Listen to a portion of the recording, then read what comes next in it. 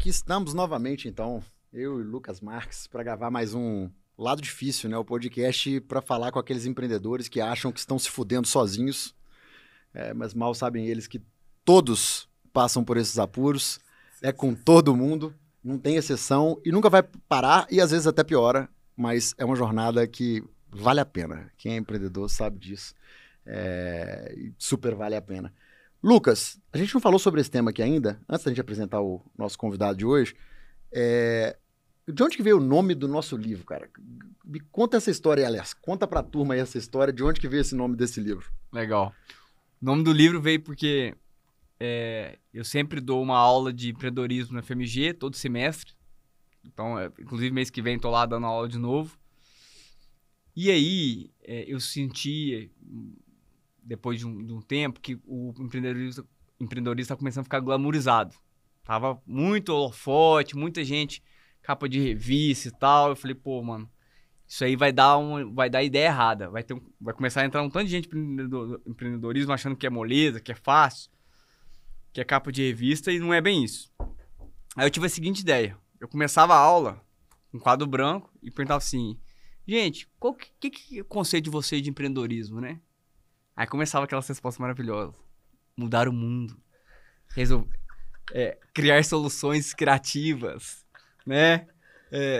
Ganhar dinheiro e criar empresas milionárias, fazer IPO. Cara, só coisa bizarra. Sucesso. Aí eu escutava atentamente e falava, beleza, eu vou escrever agora o que é empreender. Eu escrevia, empreender é a arte de se fuder todos os dias e não desistir. E aí começava a aula, E aí nessa aí já... Já podia liberar a aula, inclusive, né? A aula acabou por aqui. Acabou para ir embora agora, já foi. Aí já saía metade, né? E acho que muita gente já tipo, pô, mas você se fuder todo dia, por que esse povo... Não, né? Por que esse povo faz isso, né? Que camada de louco. E a verdade é, somos tudo louco mesmo. Bom demais.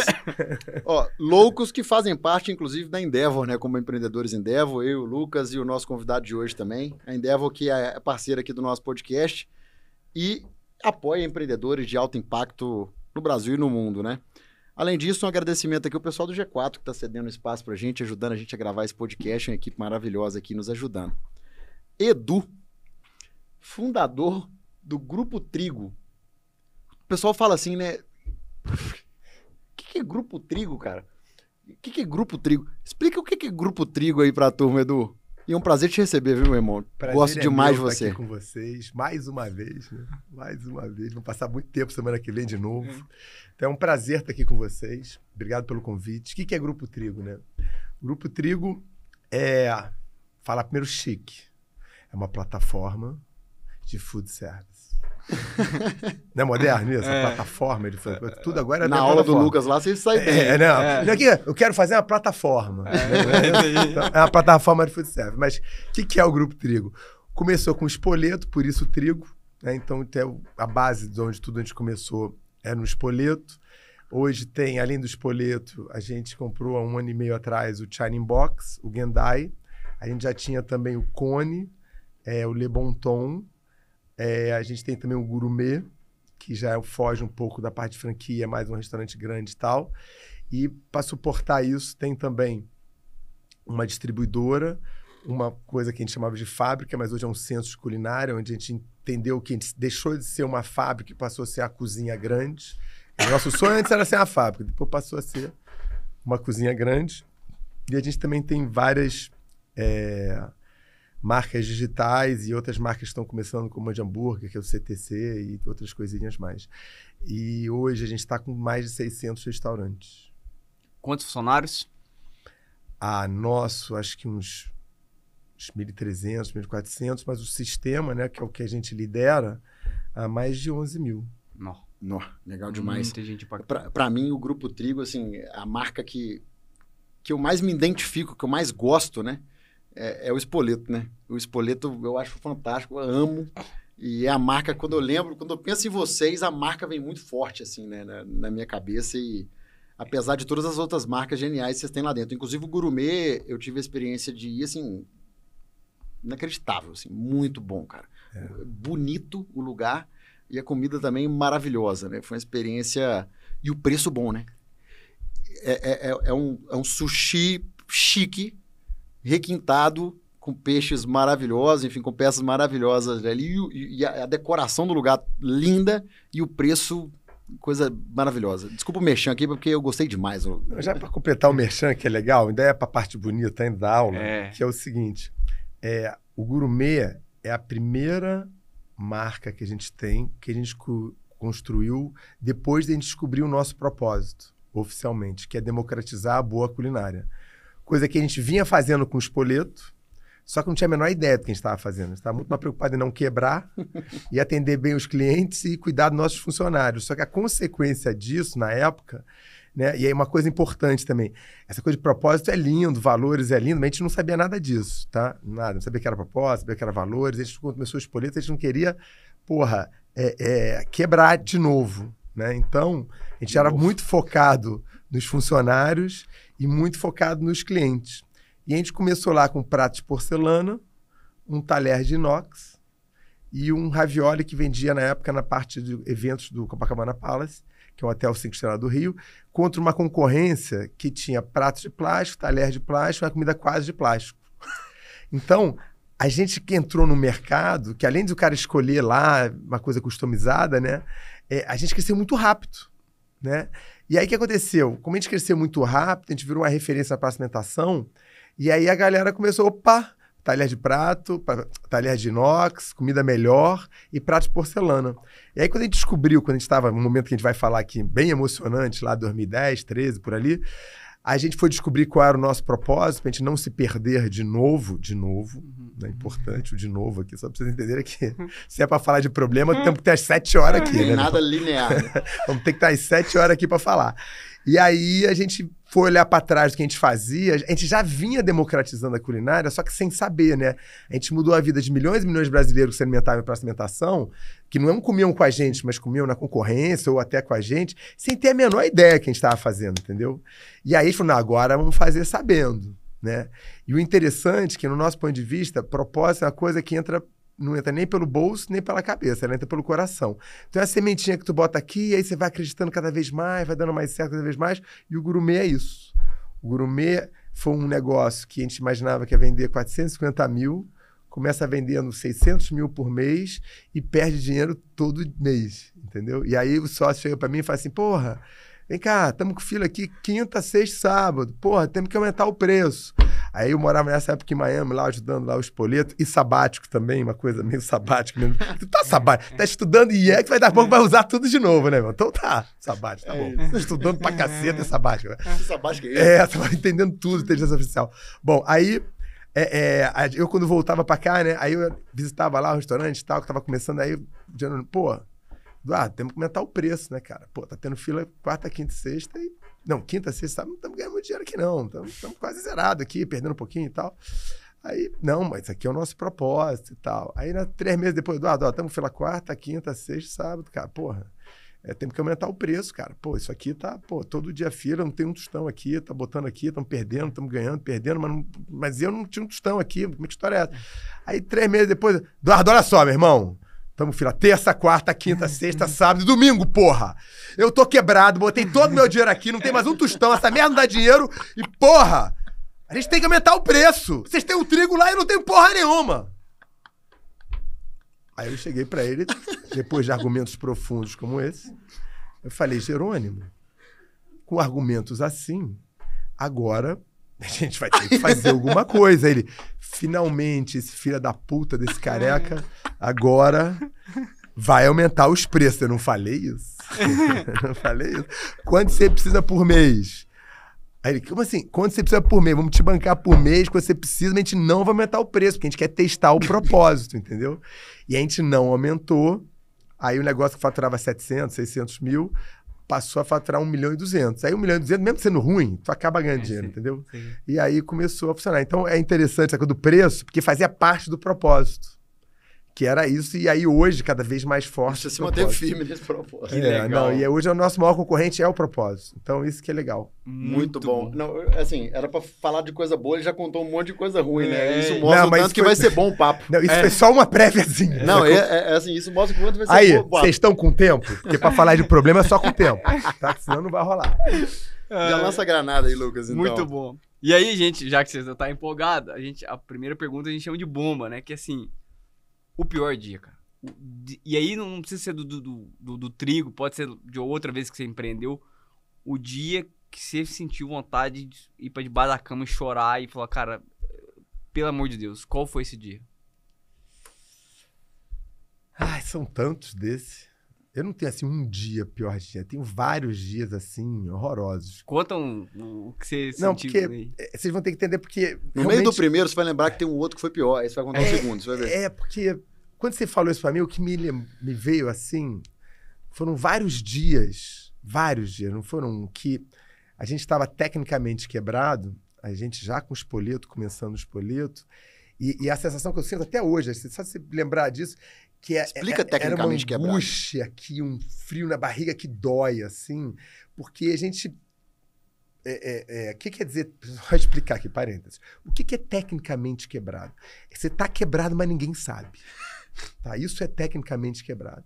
Então, eu me lembro da gente ir almoçar, tipo, 3, 4 horas da tarde, e sozinho, restaurante vazio, não tinha mais ninguém, restaurante assim, pequenininho, baratinho, e meu irmão, frio na barriga, será que a gente vai conseguir estar amanhã? Então, isso foi muito difícil, esse período, sacou? Não foi um dia, assim, foi um período, assim, tá? E foi longo. Por que foi longo? Porque a gente, antes de chegar nessa situação, a gente, quando começou, a gente queria ganhar dinheiro. Que nem aqueles caras da aula. A gente queria ganhar dinheiro. E a gente ganhou dinheiro. Garoto, 25 anos, abriu o primeiro restaurante. A gente abriu 5 restaurantes em 3 anos. E todos bombavam. E a gente ganhava dinheiro. E aí, o que fazia com o dinheiro? Gastava.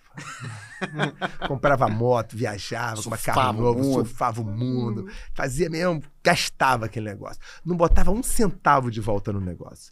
Mas, e novo, homem novo, garoto, 25, 26 anos, porra, se acha, né, meu irmão? O homem já é um idiota normalmente, né? A mulher é um bicho muito mais evoluído. Mas aí, meu irmão, um homem fazendo sucesso, novo é um imbecil completo. Aí a vaidade é uma loucura. Então a gente abria restaurante, galera, tomando dinheiro caro. 5,5%. Ao mês. Sabe tudo aí. Cara, Brasil, né? Ao mês. Como é que alguém abre um restaurante tomando dinheiro de 5,5% ao mês? Isso não existe. Mas capa de Super-Homem, a gente consegue tudo. E aí, a gente acabou quebrando, né? Só que, como é que a gente foi quebrando aos pouquinhos. Então, a gente foi quebrando, aí a gente já chegou a ter 9 restaurantes, aí foi vendendo. Aí a gente ficou com um negócio que era um elefante branco, que era uma praça de alimentação. A gente imaginava que Ipanema, no Rio de Janeiro, seria um bairro bacana e que lá a gente teria a praça de alimentação de Ipanema na rua. Então, tinham 6 operações. E numa delas, o espoleto. Tinham 6 operações, uma de massa, japonês, um de quilo, café, sorvete e tal. Então, naquele momento, a gente estava realmente quebrando, né?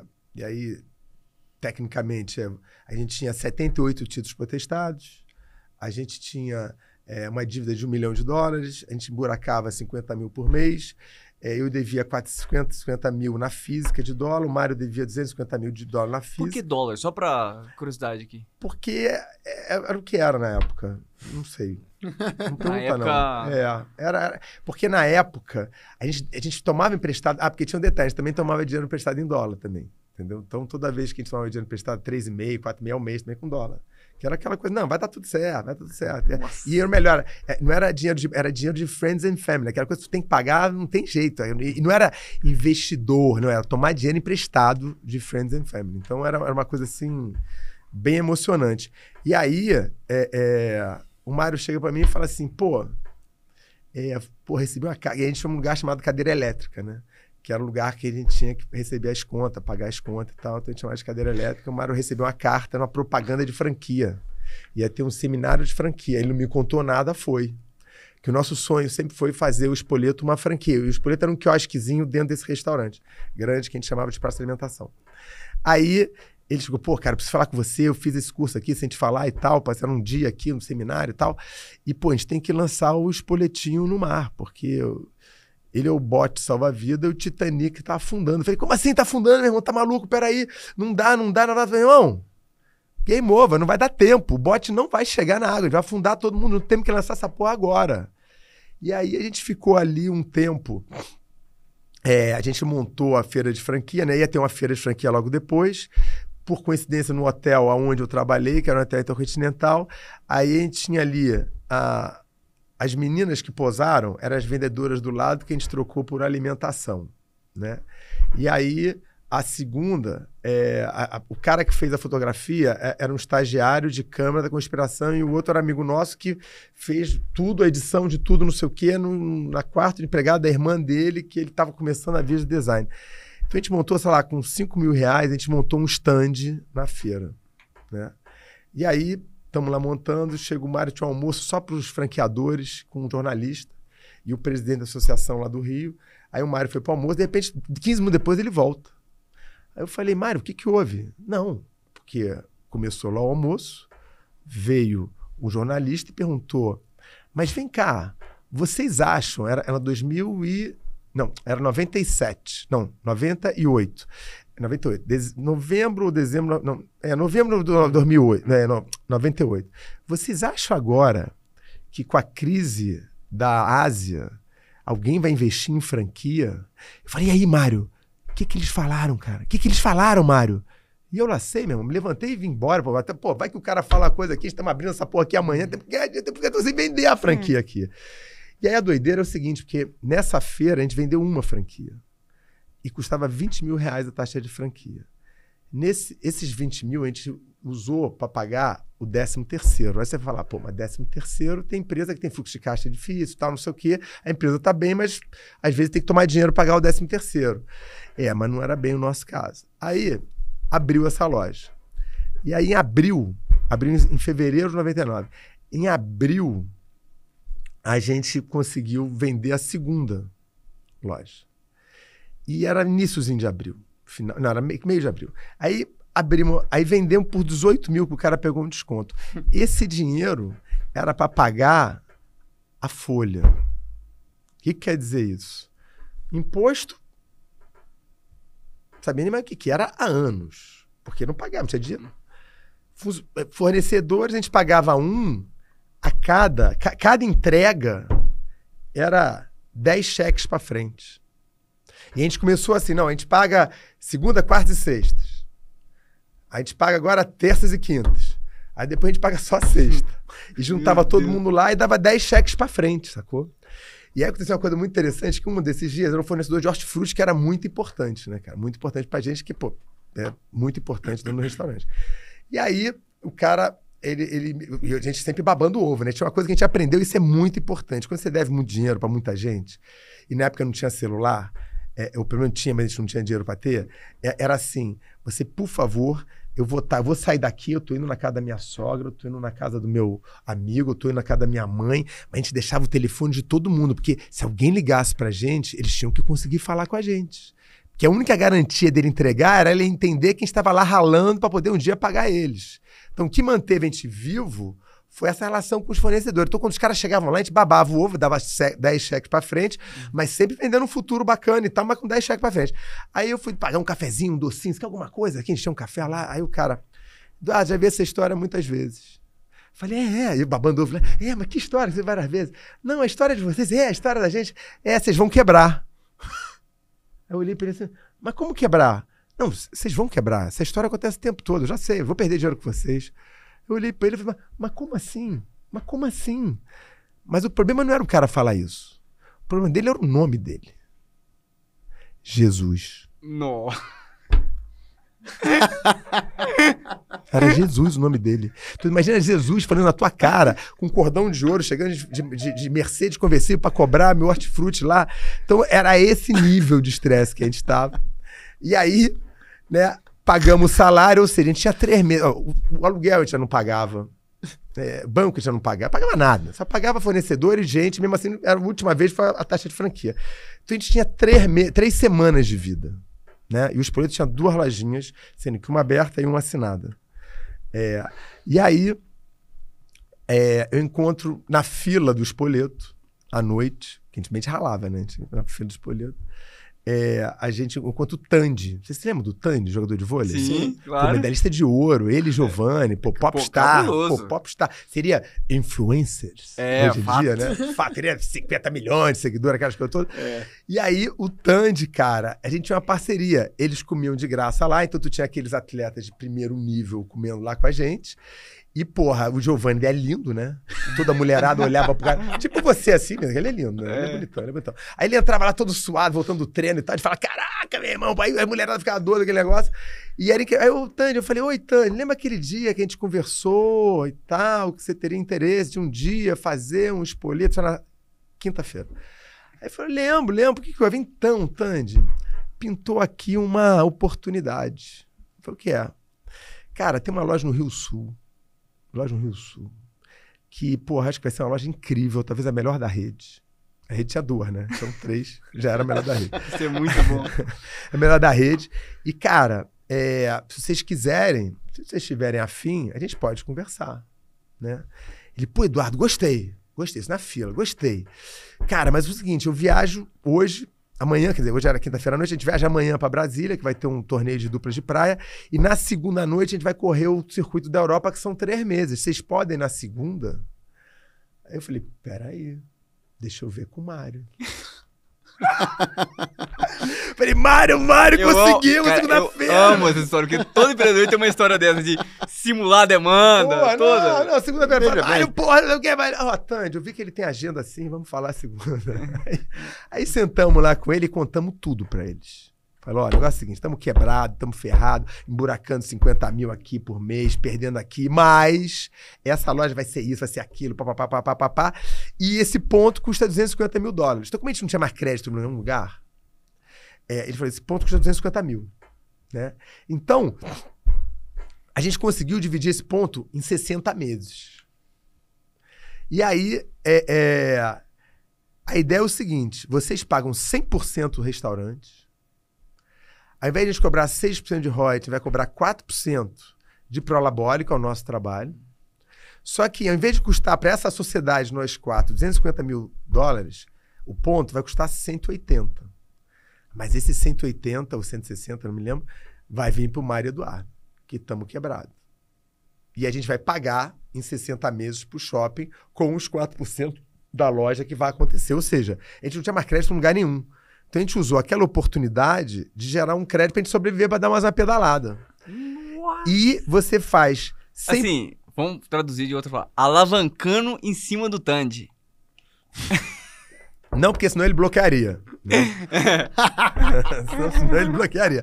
Não, era com clareza, não é alavancando em cima dele. Era ele dando um fôlego pra gente, salvando a gente, pra gente pedalar, pra continuar pedalando, pra coisa funcionar. Entendeu? Então, nesse dia, cara, se for um dia que é o dia que podia acabar ou virar, foi esse dia. Que não foi uma bomba, acabou. Podia ser a bomba atômica, que ia destruir, porque não tinha mais jeito, não tinha mais ninguém, já tinha falado que todo mundo não tinha jeito. E ali virou. Ali começa o Grupo Trigo a virar. Porque aí eles fecharam de boca ali. Um chegou pro outro assim, mas vem cá, e aí, o que você acha? Ah, a gente perdemos dinheiro com teu pai, aquele negócio, tal, assim, pô, mas aí aquele suor frio descendo aqui, aquele frio que eu falei antes, explodindo aqui, não era um frio, era uma explosão, eu e Mário aqui, os dois assim, desesperados. E aí ele falou, com uma condição. Qual é a condição? Quando a gente voltar daqui a 3 meses, esse restaurante tem que estar aberto. Porra, brother, lógico, eu vou estar falando, dormir lá dentro. E tava, e o bacana é que aí voltou em 1 ano e 3 meses, voltou, tava pago e ficou 50-50. Então, esse momento, eu diria que foi minha bomba, foi esse filme. Entendeu? Total. Eu aceito essa bomba. Assim, não dá, porque não é um dia, foi toda essa jornada que levou a isso. Eu tenho uma pergunta legal pra fazer, Lucas. Só fazer um comentário aí em cima disso. E comentário, não é pergunta não. A gente, né, empreendedor da Endeavor e no último encontro de empreendedores da Endeavor, eles dividiram em grupos. Eu estava no grupo de um dos sócios do Pobre Juan, que é um restaurante também, né? E aí aconteceu um negócio que naquele dia eu não entendi, agora eu entendi perfeitamente. Que a gente estava falando sobre dificuldades e tal, e eu vi que o cara do Pobre Juan, muito inquieto e tal. Aí eu falei, pô, conta aí da pandemia, né? Porque, pô, restaurante na pandemia, né? Eu acho que Aí ele olhou assim e falou assim, não, a pandemia foi difícil, mas eu acho que a gente já passou tanta coisa mais difícil que a pandemia foi tranquila. E falou com uma tranquilidade mesmo. E agora eu entendi. Pô, quem passou por isso, chega na pandemia e fala, tá tudo bem, cara. Que não isso? Foi exatamente assim. Cada um fala pro seu cada um. Né? Pra gente aqui, Nós vamos chegar lá. Vamos chegar lá. Cara, aproveitando, você virou sócio do Tandy. Isso. E essa sociedade aí, durou? Cara, o Tandy até hoje é sócio desse restaurante no Rio Sul. Que até legal. hoje, cara. E o Giovanni teve que sair, sei lá, uns 10 anos atrás, porque precisou de dinheiro e a gente comprou dele. Mas até hoje, e ele é nem mais sócio nosso, ele é sócio de um franqueado que comprou a loja da gente. Então é muito legal, porque... E vocês imaginam, naquela época, tu tem um cara desse com a gente sai em mídias, né? É realmente essa coisa do influencer de hoje, porque Globo Esporte, Esporte Espetacular, Revista Placar, tudo que era o restaurante do Tandy Giovanni. E era muito melhor dizer, muito melhor de bom, né? Dizer que o restaurante era deles do que nosso, porque, porra, eles eram o Tandy Giovanni, né, cara? Lógico. E eu posso estar errado, mas eu tenho quase certeza. O Tandy era um cara muito simpático, né? Não, muito gente do boa, bem. Ele muito do bem. tinha uma áurea boa, assim, né? Os dois são incríveis, tanto o Tandy e o Giovanni são incríveis. Foi uma dádiva na nossa vida. Que legal. Uma das. E pô, você e Mário, assim, eu amo de paixão, né? O negócio funciona super bem, vocês funcionam bem um com os outros aí. Teve algum que eu nunca conheci, porque foi há anos e anos atrás, e que deu muita merda, e que essa sociedade teve que ser desfeita? Teve algum caso de sociedade? Antes do Grupo Trigo, né? Então, olha só, antes do Grupo Trigo, a gente teve uma coisa interessante. Restaurante é uma coisa que quem tem algum dinheiro aqui e gosta de cozinhar, assim, meu sonho é ter um restaurante. Acha que restaurante é o sonho, é aquela coisa de, pô, é legal receber os amigos e tal. Então, no início, a gente só botou dinheiro no primeiro restaurante. O resto todo a gente tinha amigo que queria botava. Então, a gente tinha muito amigo, sócio. Muito amigo. Todos eram sócios, investidores e tal. E a gente falava assim, cara, quando a gente devia muito dinheiro, a gente falou assim, cara, a última coisa que a gente pode é perder as amizades.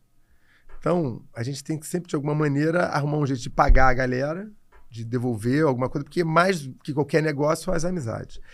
Então, a gente sempre teve isso muito claro pra gente. Só que aí teve um dado momento que a gente era eu e o Mário, e tinha mais um sócio, depois entrou outro. Era um terço, depois entrou esse outro sócio com 10%. E aí teve um momento que tava visões de caminhos muito diferentes. E aí, de fato, eles ficaram, a gente tinha nessa época, sei lá, uns 6, 7 restaurantes, eles ficaram com os melhores, na época, e a gente ficou com os que não davam dinheiro, mas tinham um dentezinho de marfim ali, que era o Spoleto, que também a gente perdia dinheiro, mas a gente ficou ali. Então, mas depois disso, a gente chegou a ter quando a gente estava, antes de chegar nesses últimos 3 meses derradeiros, que já foi lançada a franquia, antes disso, o estresse era horroroso também, né? Porque a gente foi emburacando. E aí o Mário encontra uma ex-sócia nossa, que tinha sido sócia nossa do segundo restaurante. E aí, que é uma querida, tá? Que o pai dela foi incrível com a gente. E aí o Mário, não sei o quê, e ela entra de sócio. Só que junto com ela vem um marido também. E esse marido, ele era meio confuso. Eu achava que era americano. E não, porque se você gosta dela, e eu sei que vocês gostam muito dela, ela gosta de mim, então eu tenho que trabalhar aqui. E a gente já sacando o cara, né, meu? Como é que o cara manda essa na minha lata? Pô, vocês gostam muito dela, ela é sócia de você, então logo tem que gostar. Ela gosta de mim, tem que trabalhar aqui. E aí, a cabeça travou na hora, eu não consegui. Eu falei assim, não, vamos ver. Eu falei, cara, eu tenho que falar com o pai dela aqui, que foi o investidor. Eu falei, olha só. E é um cara que foi muito importante na minha vida, chamado Jorge Adib, que era da Globo, foi um mestre para mim. Mestre mesmo, foi um cara maravilhoso. E ele chegou e eu falei, Jorge, sabe que eu sou tua filha, meu irmão, vamos estar juntos, abraçados até morrer. Mas com ele não vai dar. E aí, meu irmão, cara, tu vai dar um seguro teu aí, que eu seguro meu irmão. Não vai rolar essa parada. E isso foi um horror. Porque ele começou no ouvido dela, e aí deu um momento que ele fez o clássico. Você entendeu com quem que estava... Olha a cagada que deu isso depois.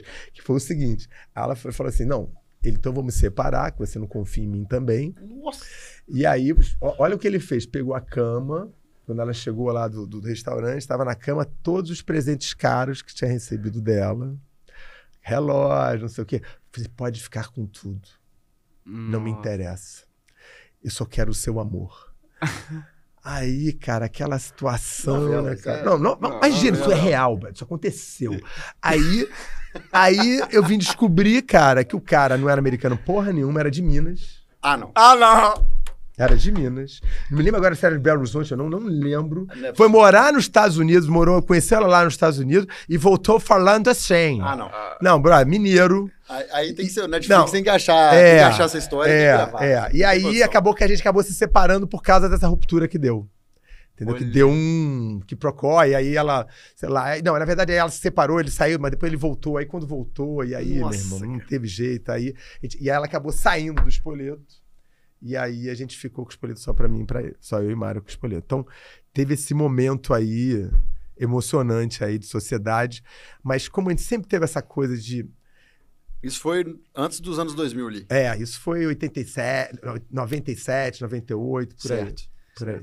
Ô, Edu, a gente falou de um Esse tema... bagulho? de um tema antes aqui, que foi fraude. Eu queria falar de um outro tema agora, que é muito do seu setor, né? Eu venho de uma família, meu pai teve por muito tempo uma mini lanchonete, mini padareira, bem pequenininho mesmo, assim.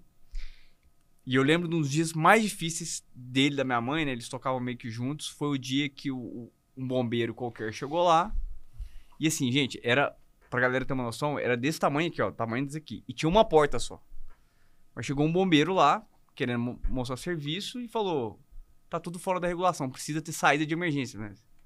A placa de saída de emergência. Eu falei, não, mas então uma porta só. E é desse tamanho, como assim? Não, tem que ter a placa. E tem que ter não sei o quê.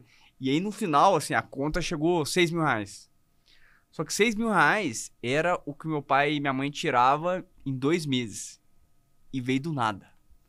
Então, assim, eu lembro que eles ficaram totalmente desgostosos e não estáveis. E aí, a segunda história, para chegar na pergunta, para dar contexto, quando eu saí da Ambev para empreender, a minha ideia era montar um mega bar, restaurante, balada, um negócio bem, bem massa mesmo. Nossa. Já tinha um investidor, já tinha o terreno, 4.500 metros quadrados. Então, assim, mega projeto, e parou na prefeitura. Então, eu lembro que a parte de regulação, de aprovação e etc. E essa é a sua primeira experiência empreendedora, né, Lucas? Eu acho que é bom você entrar um pouco no detalhe disso aí. que que eu acho que ia ser minha primeira experiência, então tava super empolgado, porque eu na minha visão, né, e por isso que eu tô trazendo isso aqui para o público, né, eu achei que o mais difícil é você conseguir o investidor e o terreno.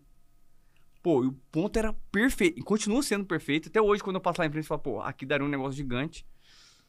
Consegui o investidor, consegui, né, o terreno, e aí quando a gente foi na prefeitura, e nada. E pô, como eu tava à toa, porque eu tinha pedido demissão, eu ficava o dia inteiro lá para ser atendido, né? Até um dia que a moça da prefeitura ficou com dó de mim e falou assim, ó, tem uma mulher que já trabalhou na prefeitura, e agora ela trabalha dando consultoria para ajudar em regulação. E aí meu potencial sócio na época, o Jean, fomos fazer uma reunião com ela, ela apresentou, muito boa menina, inclusive, ó, todo esse espaço e tal. Falei, pô, animal, e como que é? Qual é o valor? Ela falou um valor lá alto. Falei, beleza, tá dentro. E quanto tempo, mais ou menos? Ela, não, uma visão mais otimista, 2 anos e meio. Eu falei, não, mas eu não entendi, desculpa. O 2 anos e meio, assim, já com o restaurante construído. Não. Como o projeto é muito grande, é 2 anos e meio. Essa área aqui é uma... E eu lembro que ela falou assim, otimista. E eu lembro que foi assim, um balde de água fria bizarro. Então, minha primeira tentativa de empreender, eu desisti, não por falta de dinheiro, não, mas por uma questão burocrática, né? Então, eu queria trazer isso aqui, porque, pô, pode ser que alguém esteja nos escutando que algum dia vai ser trabalhar com prefeitura, né? E quem sabe, pô, entenda um pouco o tão pesado que é isso, né? Ao ponto de inviabilizar um projeto que poderia gerar empregos, etc. Eu queria que você contasse alguma história ou disso, assim. E tem um detalhe. Nesse dia eu prometi, nunca mais eu abro um negócio que eu falo que é da porta pra rua, que a prefeitura consegue ir lá. No tanto que o meu outro negócio foi startup e o Melios, né? Porque eu realmente fiquei traumatizado com essa experiência. Então eu queria que você falasse um pouco disso, assim, desse tipo de dificuldade, né? Cara, é sempre desafiador, né? Sempre. A gente nunca abrir um negócio de terreno de 4.500 metros, então talvez tenha uma coisa mais difícil. Tem muita variável, e eu acho que o problema maior, e aí falando que é uma coisa bem ruim, é que às vezes as coisas que são feitas e as leis ou as referências são feitas por pessoas que têm conflitos de interesse com a história. Então, por exemplo, às vezes o cara estava tendo dificuldade da prefeitura para fazer uma história dessa porque tem uma norma qualquer feita por algum instituto, alguma coisa, que faz com que ele fique inseguro, porque tem essa norma, só que essa norma é feita por pessoas que vendem serviço para fazer essa história acontecer. E eu vivi isso.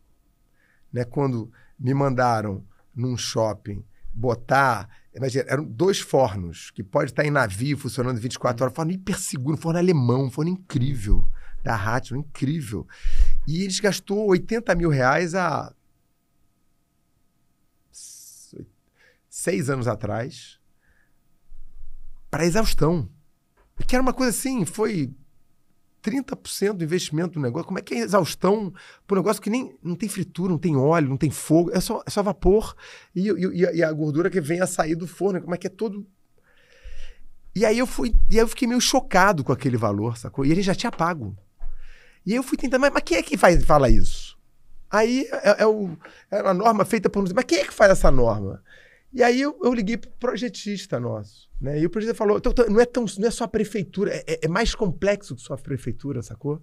Que, por exemplo, o shopping center, ele segue esse cara aqui, por quê? Porque se ele não seguir, é possível que o seguro não pague se der um problema. Então ele não tá nem aí pra norma, ele só quer que o seguro pague.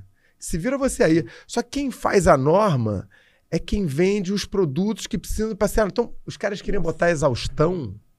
Sabe aqueles negócios de Bavarian Nuts? Sim. Cafezinho. Tinha que ter exaustão em cima de Bavarian Nuts. Porque aquele cheiro de Bavária, aquele negócio torradinho, mas aquele cheirinho delicioso que a gente passa no aeroporto. Caralho! Tinha que botar exaustão. Que em cima de uma máquina de café tinha que ter exaustão. Aí eu fui reclamar com o projetista. Ele falou, não, olha só, Eduardo, você tá muito nervoso? Eu falei, não tô nervoso não, né, cara? Isso aqui é uma loucura. Como é que é isso? Não, porque eu até faço parte do grupo, não sei o quê. Se quiser, eu te convido. Quero. Me convida. Nossa. E eu fui lá, nessa reunião, para entender quem é que tava lá. Quantos operadores, que operadores estavam lá para construir as normas de segurança, que todo mundo... É o nosso patrimônio e a vida dos nossos funcionários. Claro que pra gente importa. Né? Pô, mais do que tudo, né? E aí... Sabe quantos operadores tinham? Nenhum. Sabe quantos donos de imóveis ou donos de shopping center? Por um acaso, nesse dia, tinha um cara que nem eu que apareceu lá da Ancar. E a gente ficou chocado, porque a norma que estava vindo ia ter, sim, exaustão em cima da Bavarian Nuts. Aí o cara, mas peraí, então meus quiosques todos não vai poder mais ter cafezinho, não pode ter, mas vai ter que ter uma exaustão ali no meio do mall. Por quê? Porque quem estava fazendo era quem vendia os filtros, quem fazia os projetos. Então, tem umas coisas no nosso querido amado Brasil que geram um cara da prefeitura ter medo. Porém, essa é a parte ruim, né? E a gente já tem, mas, por exemplo, a vigilância sanitária, que vai muito nos restaurantes também, eu acho para mim uma dádiva. Porque se ela vai lá e encontra um problema, é que você não estava enxergando aquele problema. Então, eu acho maravilhoso que eles vão. E toda vez que ele vai, eu nunca vou esquecer disso, antes do Spoleto, no restaurante, aí ele foi no restaurante, achou tudo bem, eu falei, pô, cara, você pode me fazer um favor? Você pode ir lá no outro restaurante pra mim ver também? Ele falou, mas como assim? Você quer que eu vá lá fazer a vistoria no teu restaurante? Eu falei, não, eu quero, porque, pô, você tá me ensinando aqui coisa e tal, não sei o quê. Aí ele foi lá, cara, aí ele abriu, brother, na hora que ele abriu um armário lá, mexeu lá, isso tem muito tempo, tá? Deve ter uns 30 anos, mas é a realidade. Tinha um ninho de barata, brother. Na hora que ele abriu, e eu ninguém sabia, tava atrás na parede lá, não sei o quê. O que é isso aqui? Pá, barata. Eu falei, caraca. Ele olhou pra mim e falou, que bom que foi você que me convidou. Porque senão a casa tinha caído. Nossa. E aí, mas olha como é importante. Então, a prefeitura tem coisas boas, positivas, Tem coisas de burocracia, sim, mas tem muito... A vigilância sanitária, por exemplo, é uma coisa muito positiva. E você tem que olhar dessa maneira, entendeu? Porque o cara, se você tiver mal, tu vai tomar dura mesmo. Ainda bem que eu chamei o cara, porque eu não ia ver. Você conseguiu alterar alguma coisa nessa questão da norma aí? Conseguimos, né, cara? Porque a gente falou, cara, isso aqui é um E conflito de interesse. Demorou muito? Conflito de interesse. Aí os caras, você está duvidando da gente? Eu falei, não tô duvidando nada. Eu só tô mostrando aqui que, pô, essa norma aqui não precisa disso. Ou, pô, castanha não precisa, máquina de café não precisa, cara. Cara, a gente aprendeu isso com o Paulo Veras aqui também, né? A gente perguntou um dos principais aprendizados, coisa que ele faria diferente, etc. Ele falou assim, cara, a gente jogou durante muito tempo obedecendo às leis. Não porque eu não queria cumprir as leis. Mas seria mais interessante se eu tivesse sido proativo em mudar essas leis e conseguir chegar no lugar onde que seria um lugar melhor para a experiência do consumidor, para o empresário e etc. E era melhor para todo mundo. Demorou para ele cair essa ficha. Demorou para cair essa ficha. Briga. Então, por exemplo, eu falei assim, caramba, e aí a gente tem hoje um cara permanente nisso nosso lá para fazer o perguntar isso. Então tem... Temos um cara lá e conseguimos tirar essa coisa do shopping center, de quiosque, tiramos esse negócio todo. Porque não... Tem que ser o que faz sentido. Já não deixou que... um legado já para a humanidade aí, porque a quantidade de donos de restaurantes... Aí eu vou dizer uma coisa também, porque até para tentar tirar esse teu preconceito. E aí fazer uma propagandinha também da minha cidade amada, Rio de Janeiro. O que esse governo tá fazendo lá, o que o Chicão, que é o cara de desenvolvimento, da ligação, ele fez uma coisa interessantíssima lá no Rio. O que ele fez? Ele falou assim, cara, olha só, os fiscais, né, que tinham que fazer do projeto. Quanto você ganha para analisar esse projeto? Bom, não ganho nada, eu ganho meu salário aqui da prefeitura. Então, quem está fazendo esse projeto vai ganhar uma fortuna, que é o engenheiro calculista, é o arquiteto, é o engenheiro de esgoto, já que eu esqueci o nome. Muita gente vai ganhar muito dinheiro com esse projeto. E você vai fiscalizar, a responsabilidade não é sua, porque a responsabilidade, na última instância, era dele, por isso que ele era tão rígido. Sim. A responsabilidade tem que ser de quem faz, que é um conceito maravilhoso. É você o responsável pela história, e não o governo. É você. Sim. E se der ruim, é claro que tem os níveis de tipo de coisa que tu pode fazer, mas restaurante até 100 metros, até 200, sei lá, acho que até 200 metros. Você não precisa mais de um cara lá fazer expedição, você se responsabiliza pela coisa. Agora, querido, se der problema, tu tá ferrado.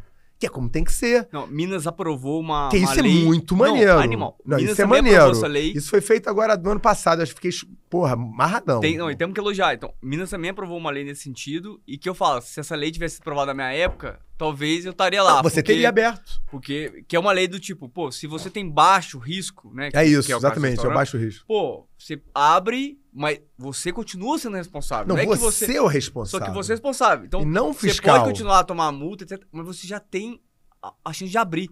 Um caso que pra mim é absurdo, né? Que tem a ver com isso também. O Bernoulli, que é o melhor colégio do Brasil, né? Por vários anos consecutivos, é lá de BH, né? Empreendedor, inclusive, maravilhoso. O alvará dele demorou 2 anos, cara. 2 anos. Aí ele falou assim, a parte engraçada disso, gente, é o seguinte. Eu não tinha dinheiro pra ficar 2 anos esperando, né? Então eu abri. E ele já ganhou, no primeiro ano que ele tava aberto, ele ganhou já os melhores colégios do Brasil. Então falou, gente, um dos melhores colégios do Brasil não tinha alvará. Então, mas é legal. Então essa lei, acho que temos que elogiar mesmo, né? Acho que Minas adotou, legal saber que o Rio também. E por isso que eu quis trazer esse tema. Porque eu acho que esse podcast pode rodar. E pode ter hoje alguém que é empreendedor que algum dia vai pra política, ou pode ter alguém... e que escuta e talvez vai ter empatia e fala, pô, velho, a gente pode fazer um negócio diferente, assim. Acho que dá pra...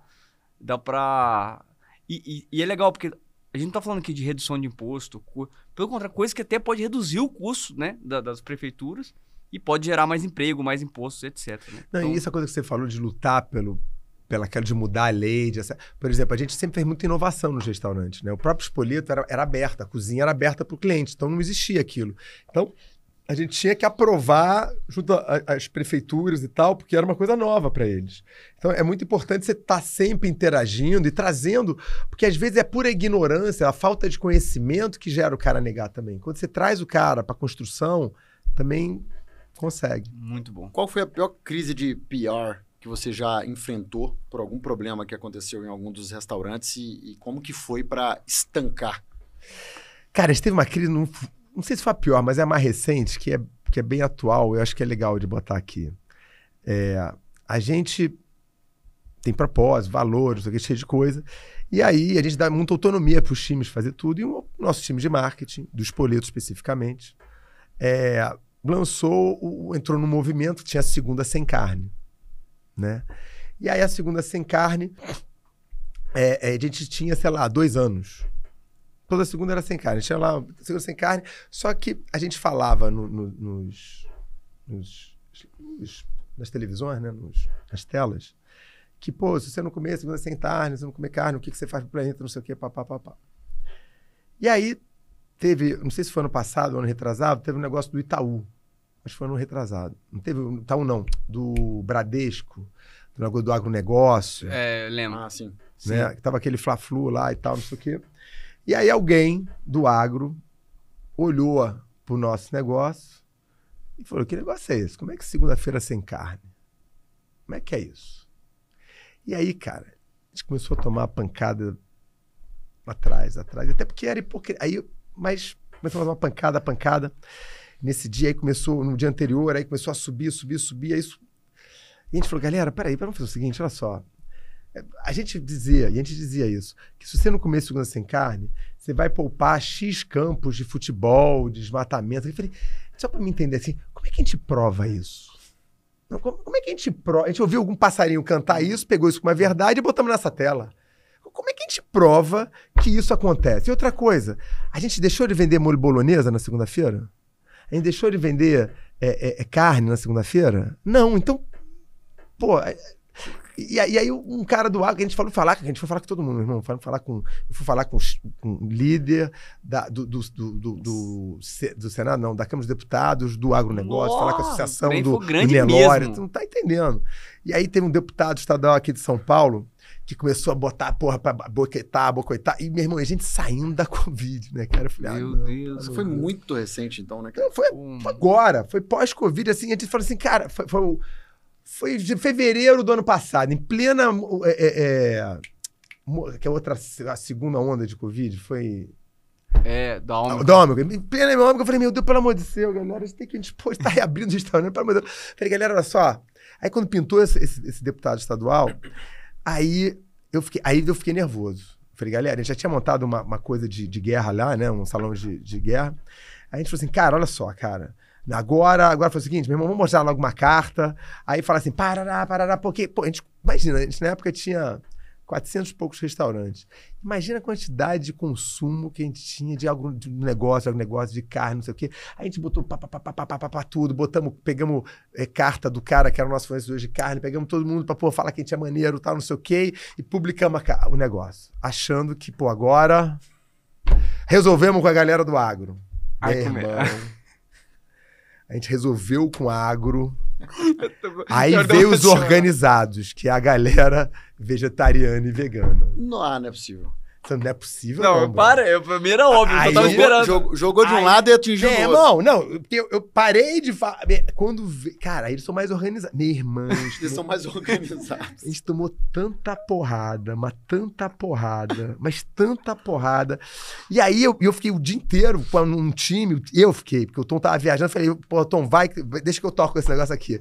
O dia inteiro vendo esse negócio. Falei, caraca, meu irmão, tá tudo errado. A gente foi querer resolver, passar o problema assim. Meu irmão, meu irmão, nós estamos saindo do Covid, pelo amor de Deus, eu quero sobreviver, não quero... Meu irmão, como é que a gente pode dizer que... E aí o cara que eu falei do agronegócio falou uma coisa muito interessante, falou assim, Eduardo, olha só, vocês querem ser tão diverso, bacana, mas quando vocês falam a segunda sem carne, vocês estão sendo, além de hipócritas, que vocês estão vendendo a carne, o que eu tenho que concordar com ele, vocês estão sendo excluídos, vocês estão excluindo quem quer comer carne nesse dia, o que é errado. Pô, segunda-feira, olha, se quiser, depois do fim de semana e tal, vai agora, diminui a carne, faz alguma coisa, ou então não fala de diminuir a carne, fala o seguinte, cara, vende os pratos vegetarianos, veganos, faz o que você quiser, mas não fala sem carne, você está sendo excluído. Você não está olhando a diversidade de todo mundo, entendeu? E ali, cara, aí acabou que a gente passou a tarde inteira, e eu acho que esse que é o aprendizado aqui, é que a gente quis responder uma galera. Aí tomamos porrada, a gente falou, cara, não adianta querer responder essa galera, a gente vai tomar mais porrada ainda. E porra, vocês eram minha marca que eu orgulhava, agora vocês são lixo, não sei o quê. E tava no Fla-Flu político, e isso. Nossa. E aí a gente aprendeu 2 coisas importantes. Primeiro, é o seguinte, isso com assessor de imprensa que lida com problemas infinitamente maiores que esse. Ele falou, cara, por exemplo, esse deputado estadual que você ficou com medo dele, que ali foi o trigger de você fazer o negócio, a carta, o que esses caras querem? Palco. Eles arrumaram um palco. E o palco é o seu problema.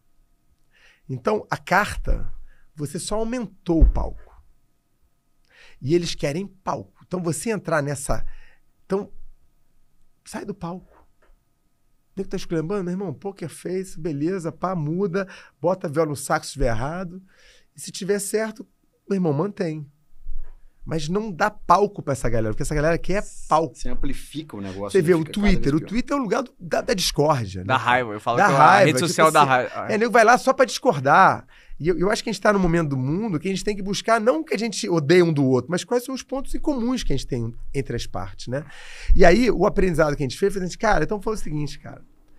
Até porque foi importante que a gente alinhou a visão da empresa, entendeu? Porque isso foi uma prova que estava solta, né? Como é que a gente... Sim. Como é que vai provar que você comer carne na segunda totalmente desconexo? A gente ouviu um papagaio falar e repetiu. Que era uma campanha mundial que estava acontecendo e os caras, fizeram, sem checar nada. E aí, o que a gente fez? A gente fez uma carta à noite, que era a carta pelo que a gente mataria. Mataria num sentido metafórico de falar, pelo aquilo que a gente lutaria, que são nossos valores, nossos propósitos, que a gente realmente acredita. E contando a nossa história, desde o início, todas as etapas que a gente foi aprendendo o mundo vegano, o mundo vegetariano, que a gente não conhecia mesmo. E a gente comprou a briga de uma maneira que a galera era totalmente excluída. E muito mal atendida nos lugares. Pra você ter uma ideia, o molho de tomate do Spoleto, há 15 anos atrás, ele levava caldo de galinha. Quer dizer, o molho de tomate não era vegano. E ninguém sabia disso. Então, a gente tomou um calor tão... Não, tem tudo não, tem 9 anos. Porque a gente aprendeu com um gourmet, numa situação lá que a gente ficou de salto alto lá, uma pessoa ficou 1h30 na fila, aí chegou lá para comer e falou assim, não, porque a gente queria assim, por favor, dá para pegar esse combinado? Pode cobrar o mesmo peixe, de combinado de salmão e tal, não sei o quê, mas meus amigos aqui são vegetarianos e veganos, será que daria, eles são veganos no caso, será que daria para você botar uns leguminhos, né? O que vem aqui, não sei o quê, só para fazer a coisa bacana assim? Aí sabe o que a gente falou para ele? O cara ficou 1h30 na fila, que já é um herói, né? O cara fica 1h30 para esperar qualquer coisa, já é um herói. E aí a gente chega, porque o restaurante estava cheio. Olha, o garçom, infelizmente a gente não consegue. Aí o cara, não, tudo bem. Chama o médico, por favor. Não, olha, infelizmente a gente não consegue, a cozinha tá muito cheia e tal. Aí, não, então tem um sócio aí? Aí foi meu sócio. Aí ele foi lá e, olha, não dá, não sei o que, papá. Os caras, obviamente, se levantaram, foram embora. E uma delas era influenciadora. E saiu dando porrada também. E com toda a razão. E aí eu comecei a ler todo mundo que dava porrada neles ali. E eu vi o sentimento de exclusão, realmente. Aí eu falei, cara, todo mundo botando relato que foi uma tratada nesse restaurante. Tipo assim, não tem um lugar para ele. Não tinha lugar, mas o cara teve o direito de saber o que ele quer, não quer, não gosta daquilo.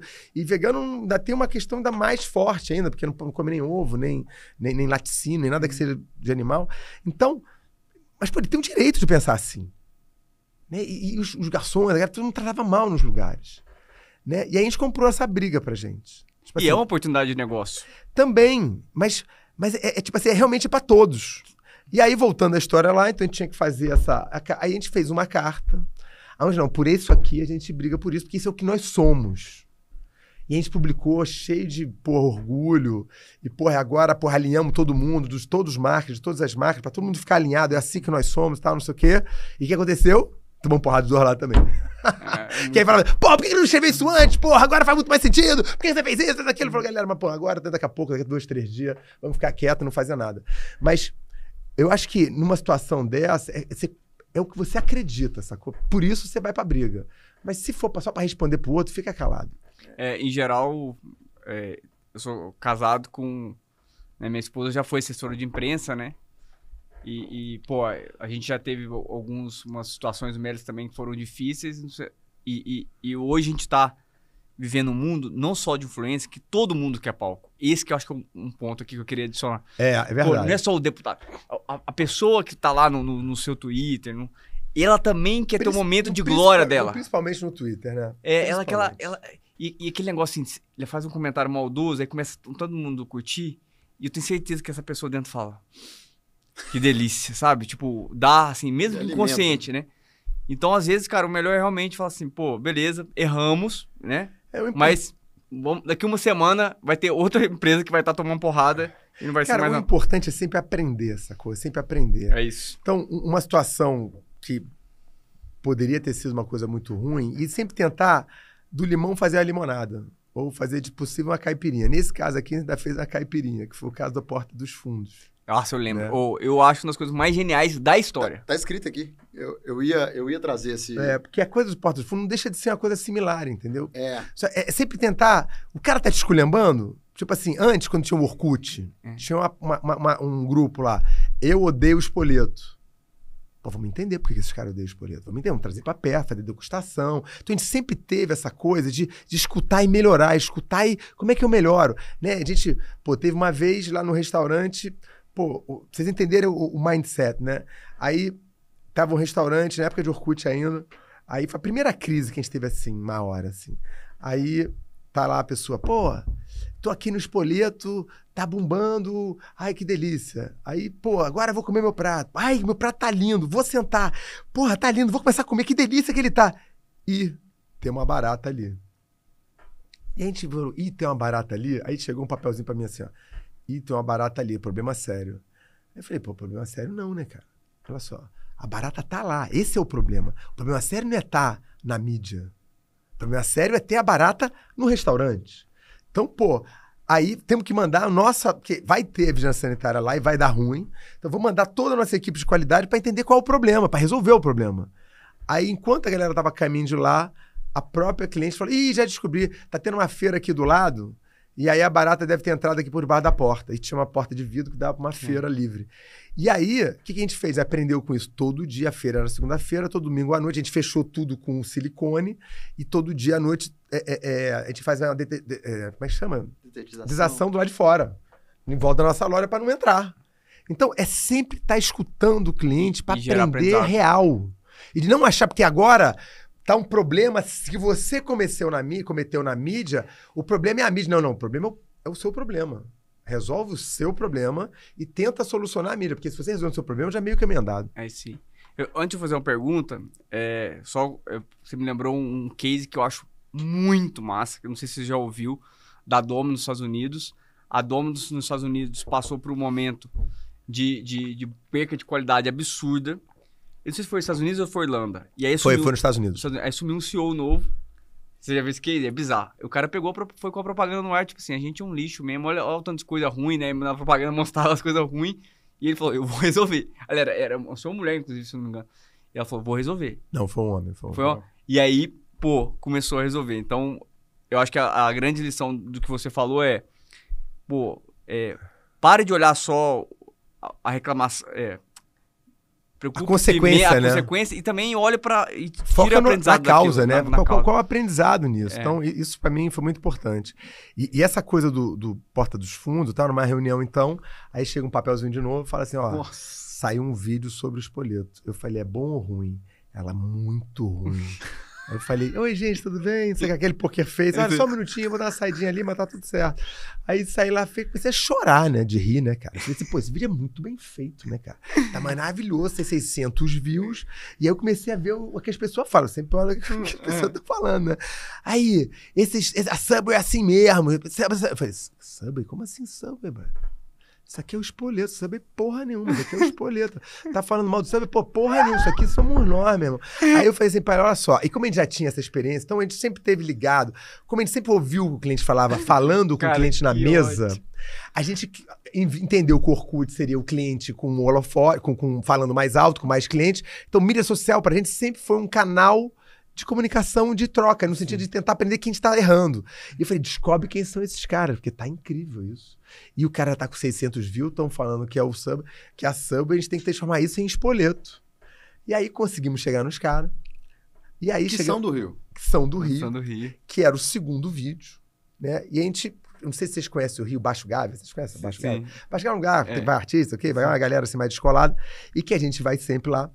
E aí eu falei, pô, vamos marcar no Baixo Gávea, que eles vão ver que a gente é de igual para igual. Vamos marcar no Baixo Gávea. E aí a gente vai contar a história lá. E a gente, não sei se reparou, né? Mas eu sou careca. Não, eu agradeço ter avisado que eu não tinha reparado. Porque agora eu tirei. Foi por isso que você não tinha reparado.